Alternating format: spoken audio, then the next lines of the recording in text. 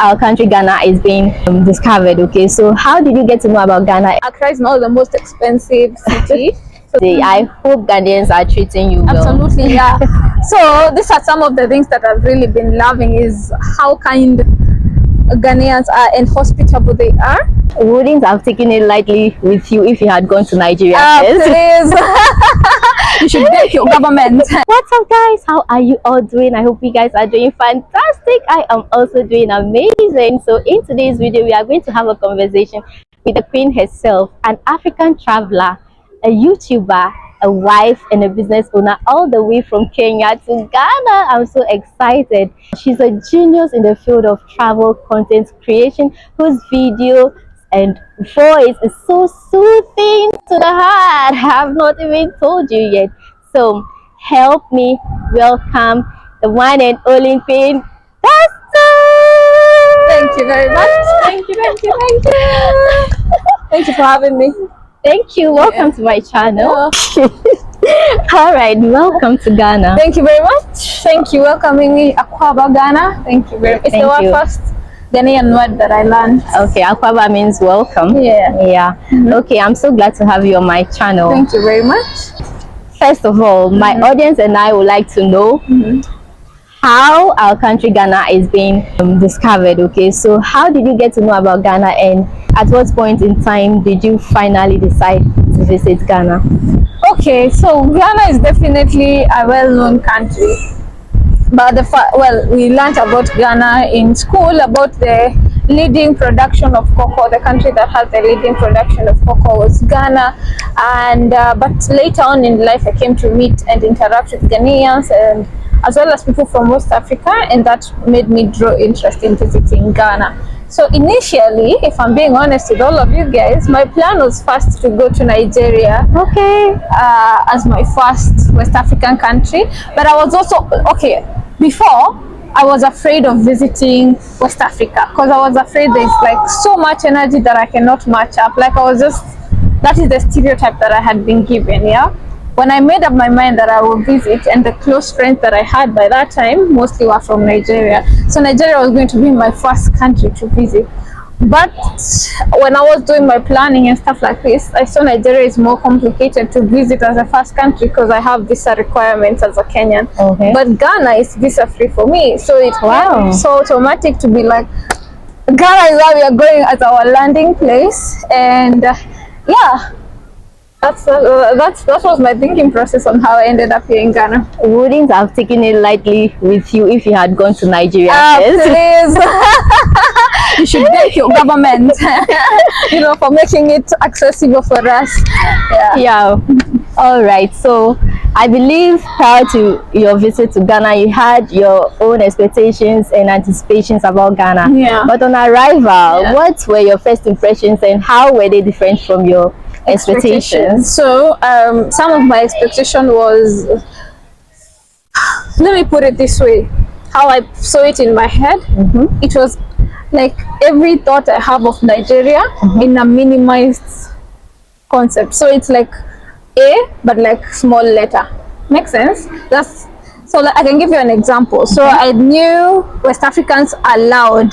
And I'm even saying this is what was my expectation, because it's actually not necessarily the reality. I'll tell you my reality, yeah? So I was expecting loud people, because this is what I had been shown on the media of what West Africans are in that category, including Ghana. Only for me to get in Ghana, and you guys are so, how would I say? Ghanaians are more reserved. Yes, first you're reserved. You're so kind in your words. You're like, please, thank you. Hello, madam. Good morning. Good afternoon. I was so surprised. It's so crazy. The last thing that I was thinking is that me as a Kenyan, because I tend to think as East Africans, you're considered to be more chilled.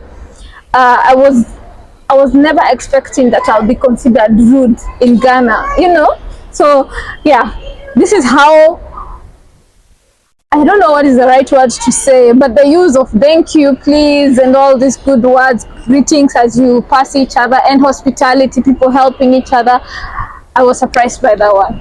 Yeah. In Ghana, when passing by someone, you need to at least greet the You know person. what I'm meaning by being rude? Yeah. Recently, like I don't know where we were together. Yeah, we were. I did say hi to the person, and you were like, what? I was surprised because they were all looking at us. So at least we could just say, oh, good afternoon, good morning, or whatever. Just say hi and leave. Anyways, that's just by the way. Okay, as a traveler planning to visit a new country, for me, some of the basic things to consider is accommodation, transportation, food, and even water. So, in arrival to Ghana, how would you describe the state and cost of accommodation in Ghana compared to that of Kenya? Okay, I was given like a warning of, as I've traveled to different African countries, and I was told Ghana is among one of those that its bracket of accommodation is on the higher end, especially if you're looking to travel on a budget. So I came knowing that accommodation will not be very affordable, but I have to say I was surprised with what I was able to find in terms of it's manageable. It's not that bad. Okay, let's talk in terms of prices. It's very few countries that you go to and you find and you find you can even find accommodation of places of less than $8 or things like this. But here, the most affordable place I found was $12, and that's even a hostel. So when you're talking about like just a comfortable place for you to stay, it is not anything less than $25, which if you compare to my country, you can find a very okay place to stay for like $15, something like this. So yeah. Okay, let's talk about this environment right now where you are staying. How would you talk about the cost compared to Kenya? How much would a place like this in Kenya cost?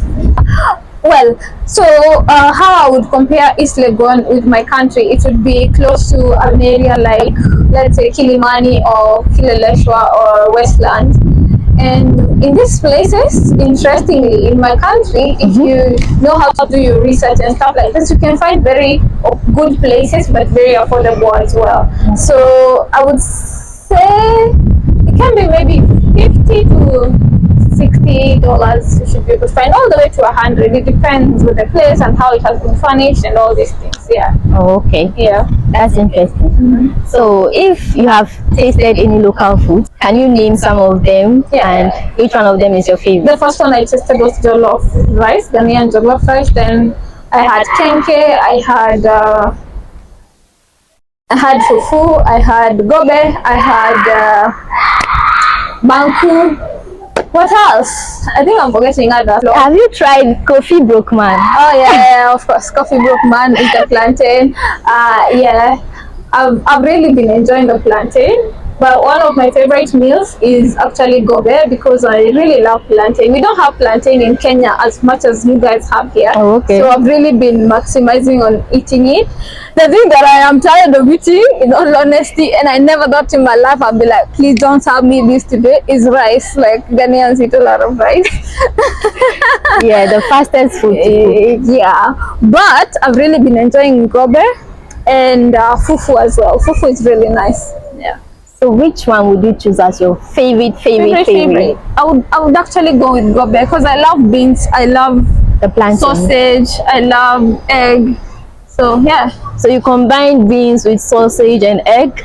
No, we don't combine. Okay. But I'm saying in gobe it has all those things, right? Or the one I had, you had gobe plus egg. Now at this point I don't even know what is gobe, because I knew gobe comes with like the what's this powder that you guys called so many times? Gari. Yes, gari, plantain, boiled egg, sausage. I'll show you the gobe I had, then you can even put on a picture here for people to see. Yeah, okay. Well, now at this point, introduce me to another gobe, because this is what anyway. Yeah. Basic gobe is made up of beans, gari, red oil, and plantain. But gobe with egg and sausage and all that is a food of mass distraction. Well, in all honesty, that's why gobe is my favorite meal, because I eat once and I'm done. Like, and I know I have had some healthy things. Even in my country, I really enjoy beans with chapati. Okay. So Yeah, I like this. Okay, that's nice. Very This good is one of my plant favorite protein. foods too. Yeah.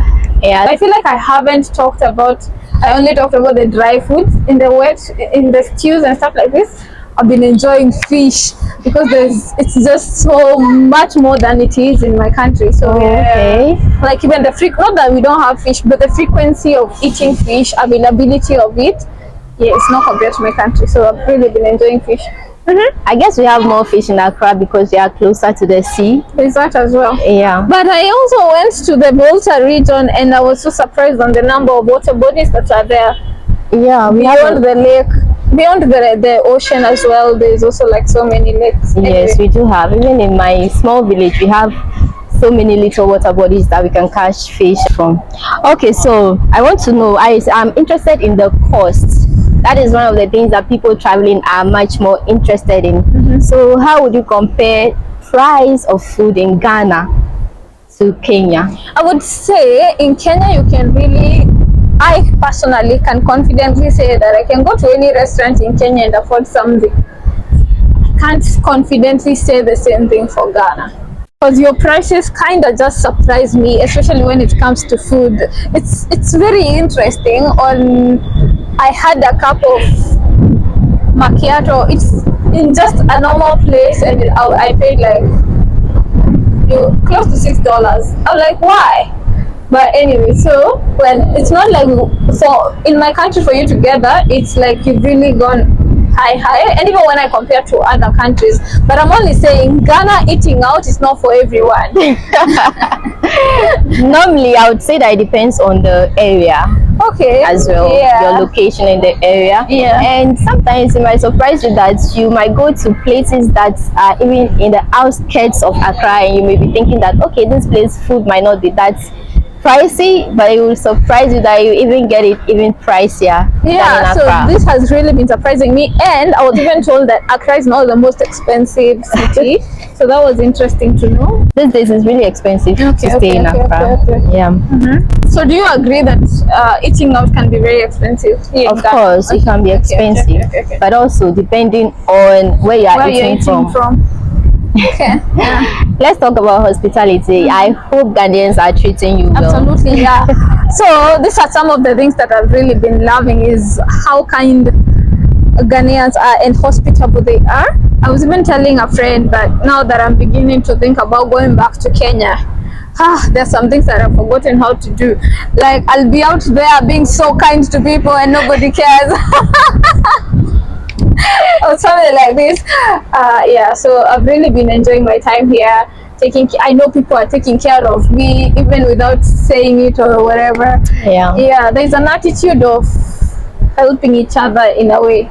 Like a time I was walking, I love taking walks, and I was just walking in East Legon area, and I'm thinking, like, this is a safe area, and this is Ghana. Nobody has told me about safety or stuff like this. So I'm picking my phone, I'm just walking around in a video call by the road, and a random person that I have no idea who they were, they just were shouting at me, hey, listen. And then I stopped, hey, what's up? And then we're like, yeah, this road, there's some people that are now like, just take care of your phone. And I was like, oh, thank you for that notice, like, yeah, people are like that. So I really appreciated that.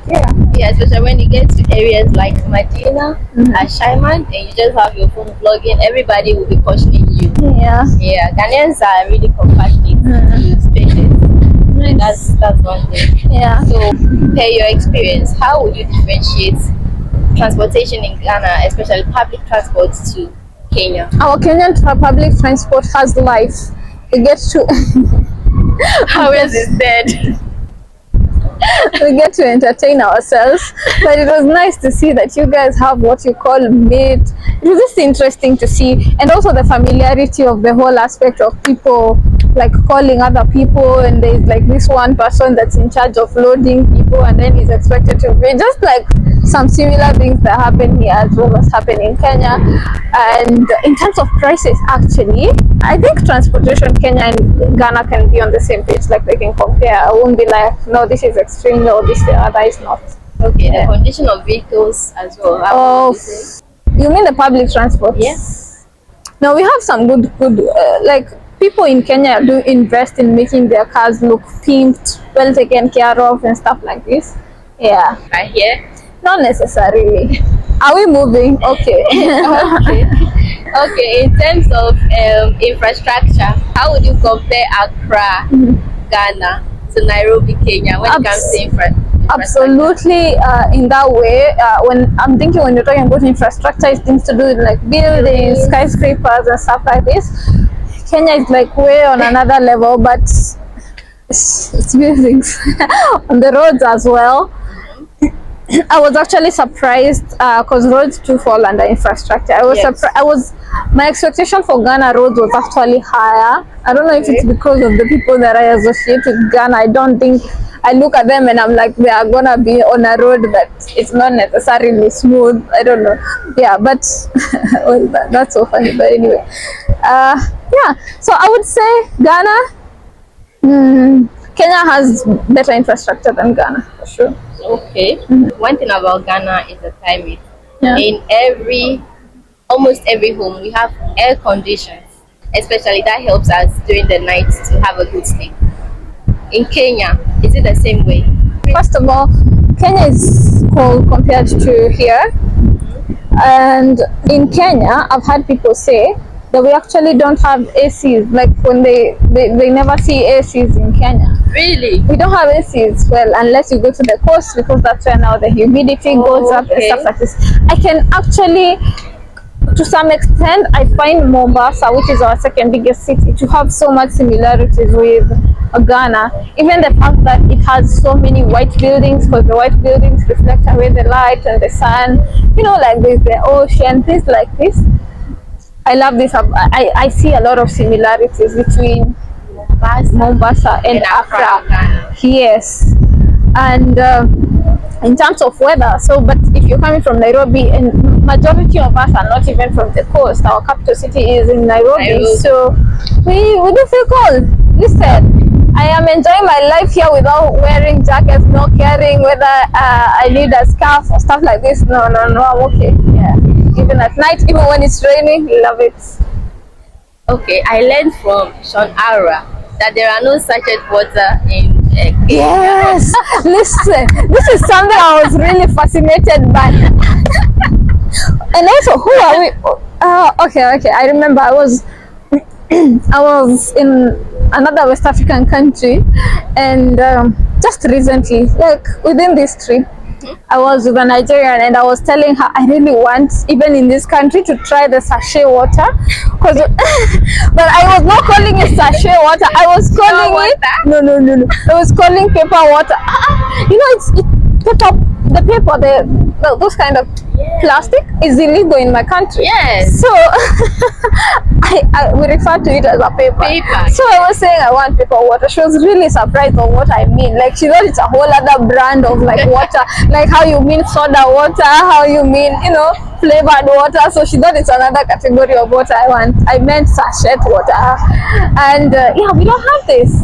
So it's when I drink it, to me, it is like you're in West Africa. It is like a reminder. So sometimes you'll find me going for the sachet water than the bottled water. I hope they are both okay. Yeah. Okay, perfect. Ghanaian innovation. Oh, nice.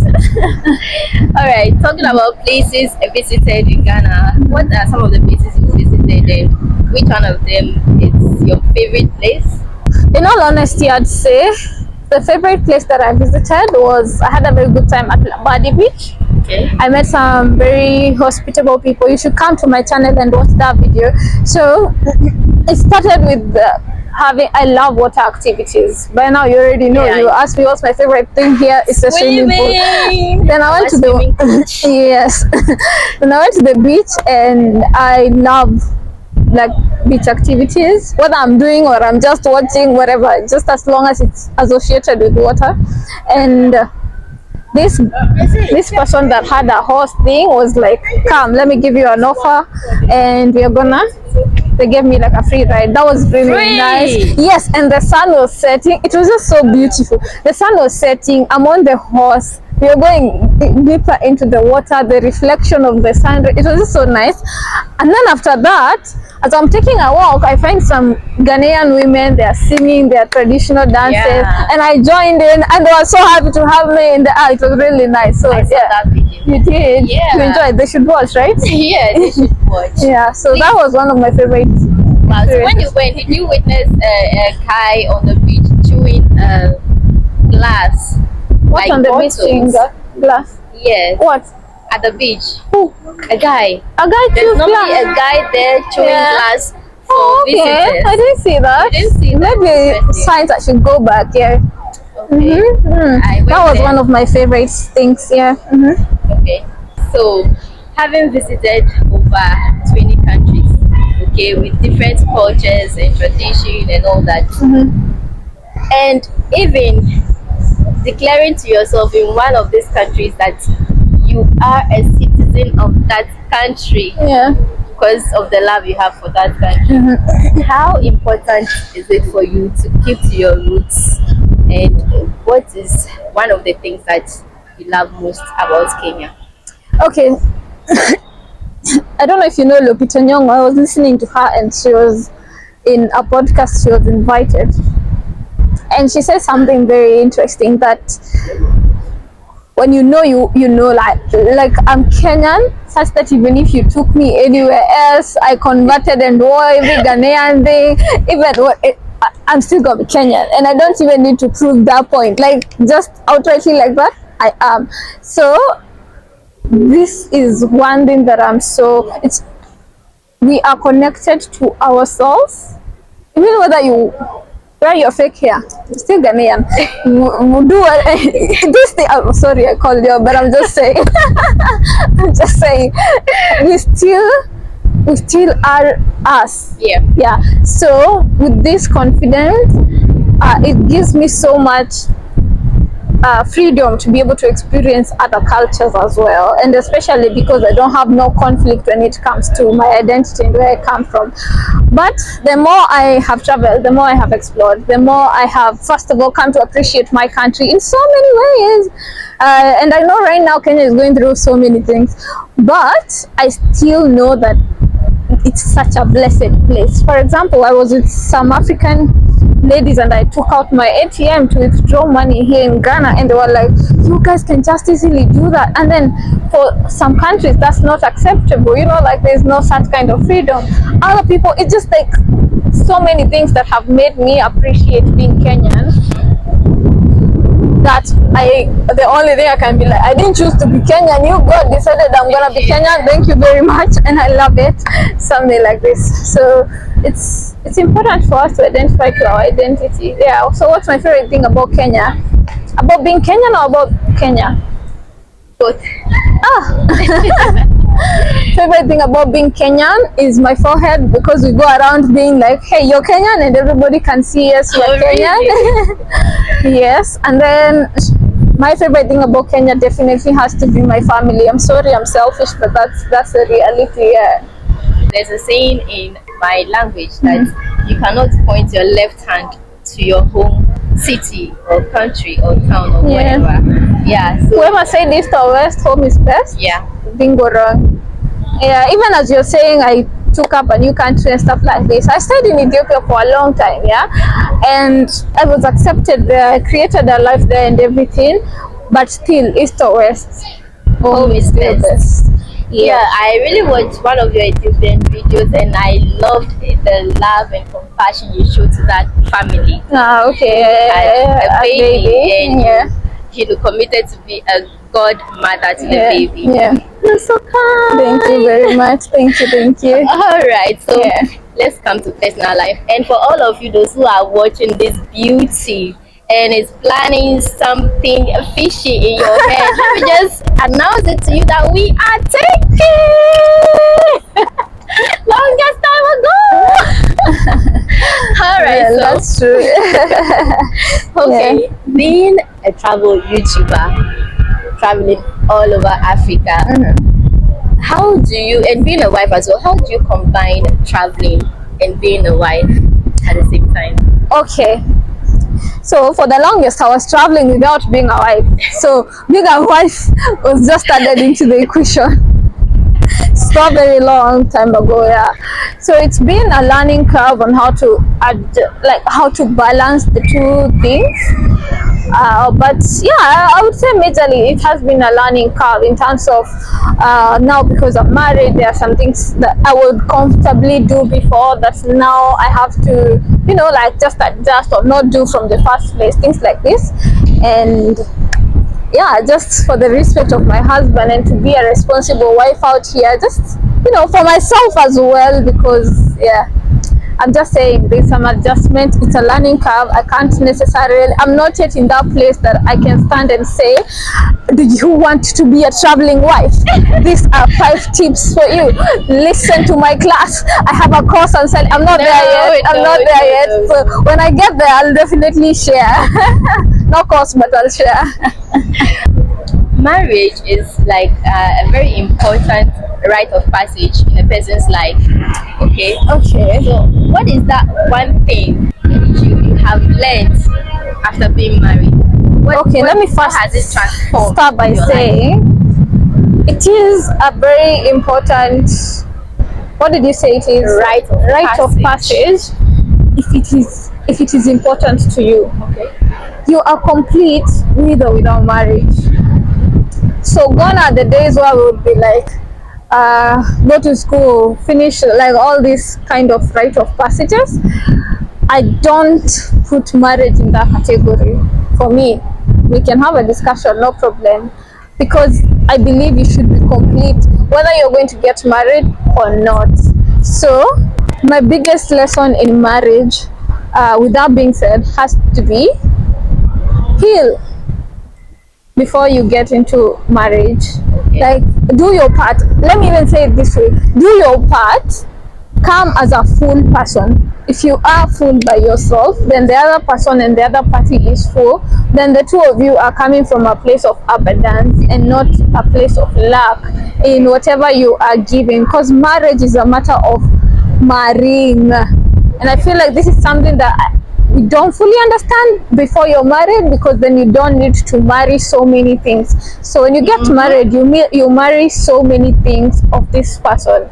It is their everyday routine, it is their habits, it is how they breathe, it is as many things as is possible, their desires. So but if this person is coming from a place of, they have already understood themselves, and one of the hack I tell, it's a simple hack I tell people: if you really are not ready for marriage, just enjoy dating, enjoy relationship. It's fun over there. You can leave this person the next day. But yeah, if you're ready for marriage, I wish you all the best in terms of, it's a beautiful journey. I love it, but I feel I am loving it more that I know who I am. And that Alright guys, so this video will be continued. As you can see, we've been stopped by the police and the security guard here. So thank you so much for watching. You are the best.